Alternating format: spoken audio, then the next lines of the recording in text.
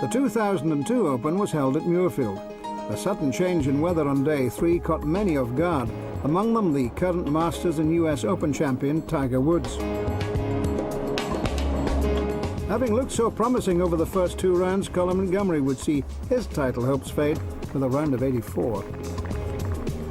Some, on the other hand, just kept smiling.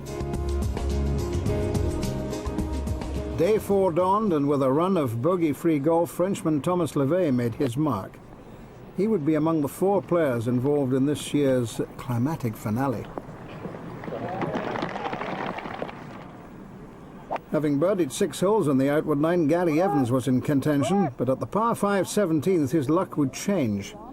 His ball was lost in deep rough, and he would incur a penalty stroke and a trip back down the fairway. Finally reaching the green, Evans refused to give up. He had this for par. A miraculous recovery, but the emotional roller coaster would take its toll, and Evans went on to bogey the final hole. But the man they were all chasing was South African Ernie Els, 8 under par at the 13th with a 3-shot lead. He then played this fantastic recovery to avoid dropping a shot. It was later awarded Shot of the Year. Padraig Harrington, who'd been in the running for much of the day, decided to go for broke down the 18th, pulling out his driver. But he ended up paying a costly visit to the sand. Australia's Stuart Appleby, playing steadily throughout the day, finished in impressive style with a round of 65, 6 under par. That gave him a chance to win the championship. But with a drop shot at the 14th, title contender Els began to make errors. Here at the 16th, for a double bogey 5, he would drop 1 behind. Another name in the mix was Australia's Steve Elkington. This shot at the 18th to take the clubhouse lead at 7 under, ahead of Lavey and Appleby. Not to be. Having clawed back a stroke at 17, Els had this putt for the championship. So the title would now be decided by way of a 4-man, 4-hole playoff. Lavey took an early lead with a birdie on the 16th.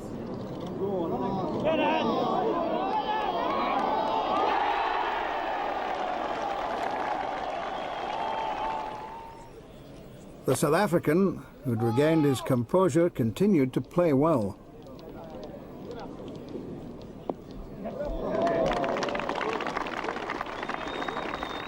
The first to exit the playoff after 4 holes was Elkington. He was followed shortly after by fellow Australian Appleby. It was now sudden death, down 18 between Lavey and Els. The Frenchman had found sand off the tee, but played a fine recovery.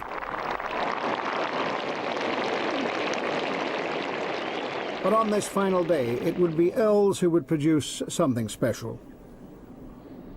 Another great bunker recovery. And then a putt which would earn him the title he had always dreamed of winning. Like Bobby Locke and Gary Player before him, Ernie Els now had possession of the famous claret jug.